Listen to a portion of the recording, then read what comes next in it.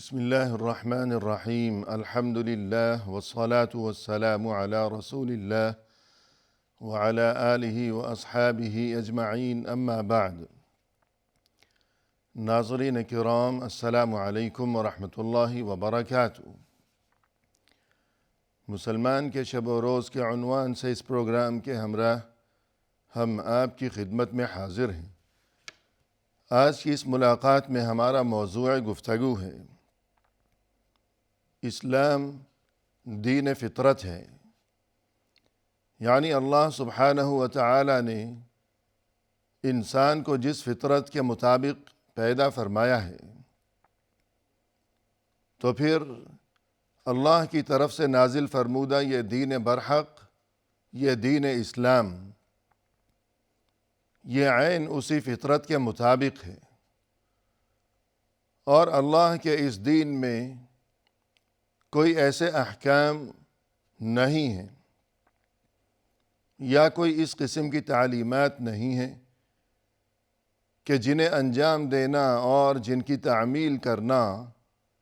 انسان کے لیے مشکل ہو،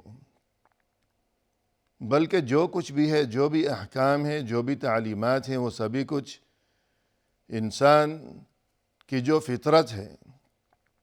اور پیدائشی طور پر جو اس کا مزاج ہے اور جو اس کی طبیعت ہے، تو یہ دین اسلام اور اس دین برحق کی تمام تر تعلیمات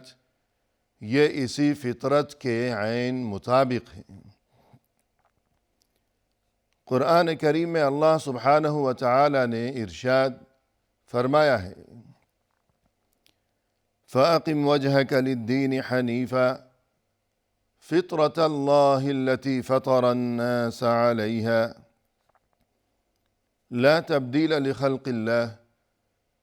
ذلك الدين القيم ولكن أكثر الناس لا يعلمون۔ تم اپنے رخ کو صرف اللہ ہی کی طرف متوجہ رکھو، مکمل یکسو ہو کر، کیونکہ یہی اللہ کی فطرت ہے کہ جس کے مطابق اللہ نے انسانوں کو پیدا فرمایا ہے۔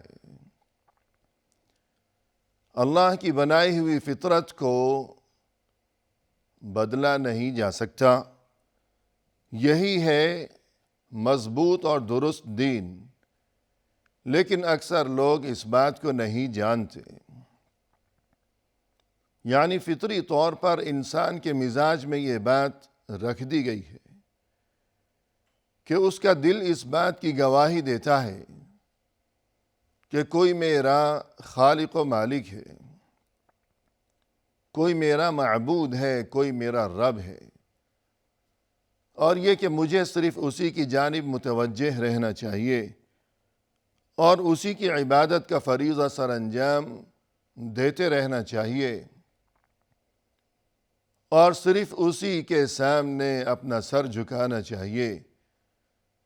اور صرف اسی کے سامنے اپنا دامن پھیلانا چاہیے۔ تو یہ چیز انسان کے مزاج میں شامل ہے کہ بالخصوص جب کوئی مشکل اس پر آن پڑتی ہے تو خود بخود اس کے دل سے یہ آواز اٹھتی ہے کہ کوئی ہے، میں اسے پکاروں۔ مشکل کی اس گھڑی میں جب کوئی میرا مددگار نہیں بن سکتا، ایسے میں کوئی ہے کہ جسے میں پکاروں اور جس کے سامنے میں گڑ گڑاؤں۔ رسول اللہ صلی اللہ علیہ وسلم نے ارشاد فرمایا، کل مولود یولد علی الفطرہ فأبواه يهودانه أو ينصرانه أو يمجسانه۔ فرمایا کہ ہر مولود یعنی نو مولود بچہ جو کہ اس دنیا میں آتا ہے، وہ اللہ کی بنائی ہوئی فطرت کے مطابق ہی اس دنیا میں آتا ہے، لیکن اس کے بعد یہ جو اس کے ماں باپ ہیں، یہ اسے یا یہودی یا نصرانی یا مجوسی یا اور کچھ بنا دیتے ہیں۔ یعنی انسان اپنے ماحول سے اور اپنے والدین کی تربیت سے متاثر ہو کر بگڑ جاتا ہے، ورنہ حقیقت یہ ہے کہ جب بھی جس انسان کی بھی پیدائش ہوتی ہے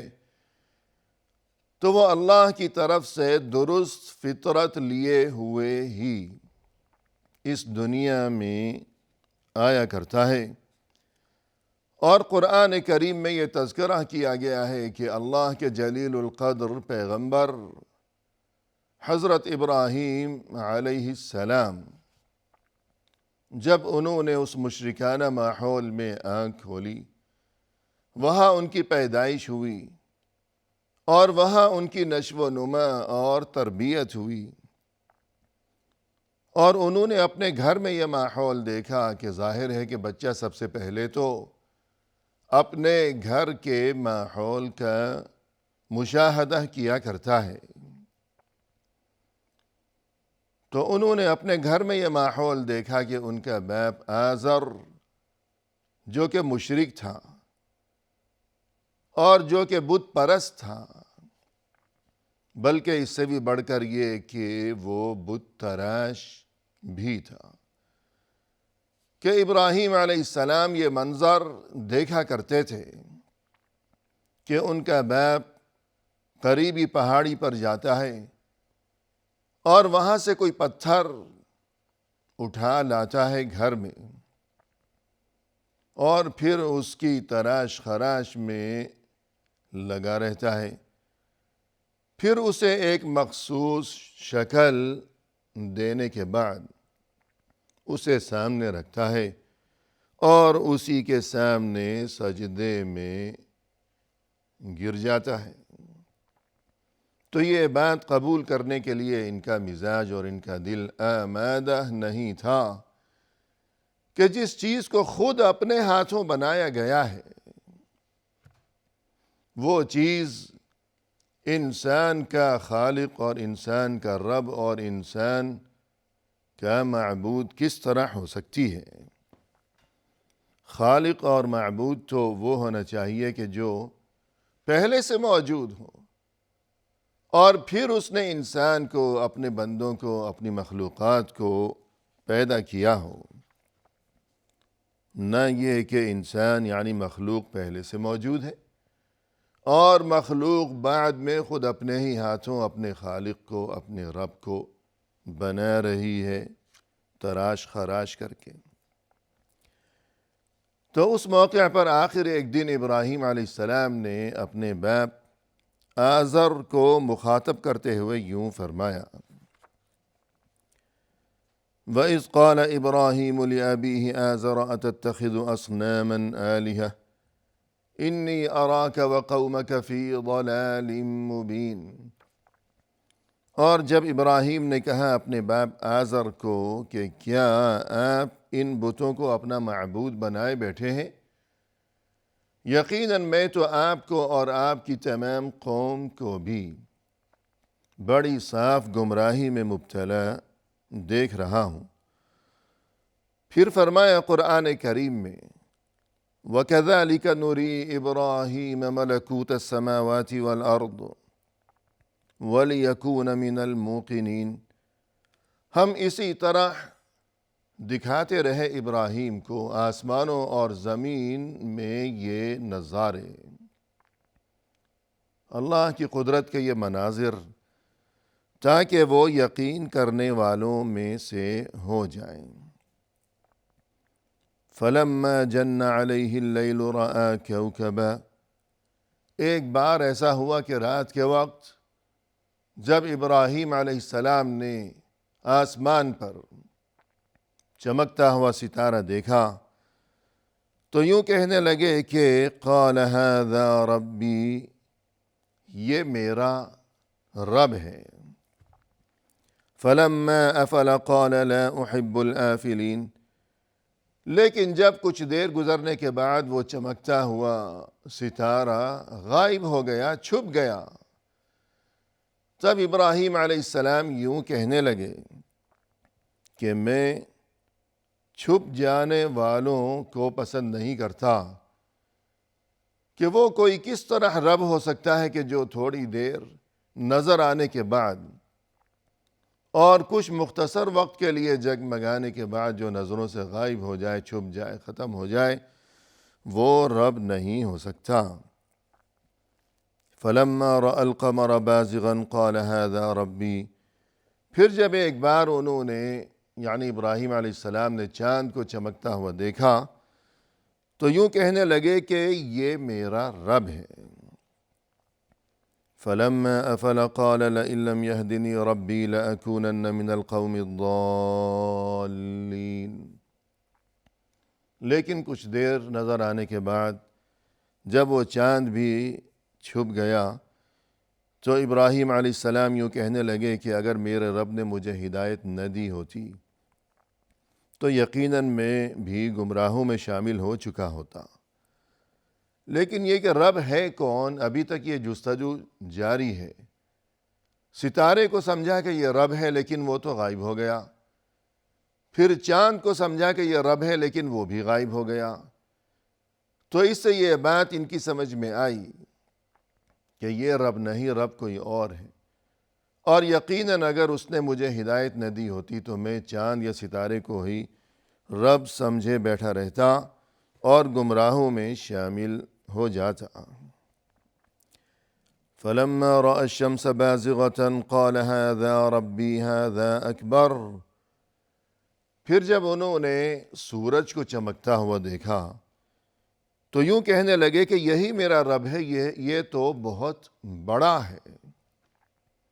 کہ پہلے ستارے کو دیکھا، پھر چاند کو دیکھا، اور اب یہ سورج، یہ تو ستارے سے بھی بڑا ہے، چاند سے بھی بڑا ہے، بس یہی میرا رب ہے۔ فَلَمَّا أَفَلَتْ قَالَ يَا قَوْمِ إِنِّي بَرِيءٌ مِّمَّا تُشْرِكُونَ، لیکن جب سورج بھی غائب ہو گیا، ڈوب گیا، تب ابراہیم علیہ السلام یوں کہنے لگے کہ اے میری قوم، جن چیزوں کی تم پوجا کیا کرتے ہو اور جن چیزوں کو تم شریک ٹھہرایا کرتے ہو، میں ان سے بری ہوں، بیزار ہوں، لا تعلق ہوں۔ انی وجہت وجہی للذی فطر السماوات والارض حنیفا، میں نے تو بس اب اپنا رخ متوجہ کر لیا ہے اس کی طرف کہ جس نے تمام آسمانوں اور زمین کو پیدا کیا ہے۔ میں مکمل یکسو ہو کر اب اس کی طرف متوجہ ہو چکا ہوں۔ وَمَا أَنَا مِنَ الْمُشْرِكِينَ، اور میں شرک کرنے والوں میں سے نہیں ہوں۔ الغرض، ابراہیم علیہ السلام نے اللہ کی بنائی ہوئی فطرت کے مطابق آخر اسی بات کو، اسی حقیقت کو سمجھ لیا کہ عبادت کے لائق صرف اللہ ہے، اور یہ کہ اللہ کا بنایا ہوا دین وہی برحق ہے، اور یہ کہ صرف اللہ ہی معبود برحق ہے۔ تو اسلام کے یہی احکام ہیں، اور اسلام دین فطرت ہے، یعنی انسان کی فطرت اس بات کی گواہی دیتی ہے کہ وہ چیز جو تھوڑی دیر چمکنے کے بعد غائب ہو گئی، وہ کس طرح عبادت کے لائق ہو سکتی ہے، اور وہ چیز کہ انسان خود پہلے پیدا ہو گیا، پھر اس کے بعد وہ خود اسے کہیں سے اٹھا کر لایا اور اپنے ہاتھوں سے اسے تراش خراش کر کے تیار کیا، یا کسی فیکٹری میں، کارخانے میں اسے تیار کیا ہے، خاص شکل دی ہے، پھر سامنے اسے رکھا اور اس کے سامنے سجدے میں گر پڑا اور اس سے مانگنے لگا اپنی حاجتیں، اپنی ضروریات، اسے اپنا مشکل کشا سمجھنے لگا۔ انسان کی فطرت اس بات کو قبول نہیں کرتی، لہذا اسلام دین فطرت ہے۔ قرآن کریم میں فرمایا کہ أَمَّن يُجِيبُ الْمُضْطَرَّ إِذَا دَعَاهُ وَيَكْشِفُ السُّوءَ، وہ کون ہے کہ جب کوئی بے قرار انسان اسے پکارتا ہے تب وہ اس کی پکار کو، اس کی فریاد کو قبول فرماتا ہے اور اس کی مشکل کو دور فرماتا ہے وہ کون ہے؟ یعنی اللہ. یعنی انسان پر جب کوئی بڑی مشکل کا وقت آتا ہے تو اس سے پہلے اگرچہ وہ اللہ کو نہ مانتا ہو یا اللہ کی طرف وہ کبھی متوجہ نہ ہوا ہو، لیکن جب کوئی مشکل اسے نظر آتی ہے اور وہ سوچتا ہے کہ اب میں کیا کروں، اور یہ کہ یہاں تو کوئی مددگار نہیں ہے، کوئی نجات کا طریقہ نظر نہیں آتا، تب خود بخود اس کی نگاہ آسمان کی جانب اٹھنے لگتی ہے اور وہ پکارتا ہے کہ آسمان والے میری مدد فرما. کہ بظاہر اس کا کسی بھی مذہب سے تعلق ہو، جو کچھ بھی ہو، آسمان والے کو وہ جس نام سے بھی یاد کیا کرتا ہو، لیکن اس کے دل میں یہ بات موجود ہے فطری طور پر کہ میرا معبود ہے، اللہ ہے، وہی ہے جو کہ قادر مطلق ہے، نہ یہ کہ کوئی ایسی چیز کہ جسے میں نے خود اپنے ہاتھوں بنا کر اپنے سامنے رکھ لیا ہو. فرمایا قرآن کریم میں هو الذی یسیرکم فی البر والبحر، وہی اللہ ہے جو کہ تمہیں چلاتا ہے خشکی میں بھی اور دریاؤں میں بھی. حتی اذا کنتم فی الفلک وجرین بهم بریح طیبت وفرحوا بها جاءتها ریح عاصف وجاءهم الموج من كل مكان وظنوا أنهم أحيط بهم دعوا الله مخلصين له الدين. سمندر میں سفر کے دوران کشتی میں جب یہ صورتحال پیش آتی ہے کہ خوب اچھی ہوائیں چلنے لگتی ہیں، تب یہ لوگ خوش ہونے لگتے ہیں کہ اتنی اچھی ٹھنڈی ہوائیں، لیکن اس کے بعد جب وہ ہوائیں شدت اختیار کرنے لگتی ہیں اور یہ کہ انہیں موت کا اندیشہ ہونے لگتا ہے کہ یہ تو آندھی ہے، بڑا طوفان چلنے لگا ہے، اب موت یقینی ہے، اب یہ کہ جان بچانے کا کیا راستہ ہوگا، کیا طریقہ ہوگا، یہاں سمندر کے بیچوں بیچ ہمیں کون بچانے کے لیے آئے گا، تب ایسے میں وہ سبھی کو بھول جاتے ہیں اور خود بخود ان کے دل میں اللہ کا خیال آتا ہے،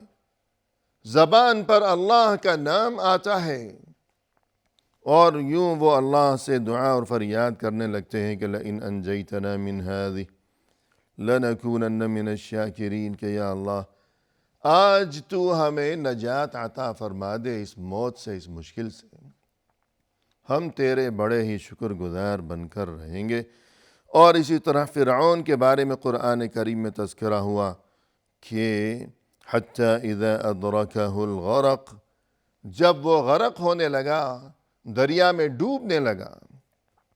تب اس وقت یوں کہنے لگا کہ آمنت انہ لا الہ الا الذی آمنت به بنو اسرائیل وانا من المسلمین، وہ اللہ جس پر بنو اسرائیل نے ایمان قبول کیا ہے، میں بھی اسی پر اب ایمان قبول کرتا ہوں اور میں مسلمانوں میں شامل ہوتا ہوں. اس وقت اس نے بھی یہی بات کہی، لیکن اس وقت ایمان کا اسے کوئی فائدہ نہیں پہنچا. الغرض انسان اللہ کی بنائی ہوئی اس فطرت کو سمجھے اور اسی فطرت کے مطابق وہ اپنی تمام زندگی بسر کیا کرے.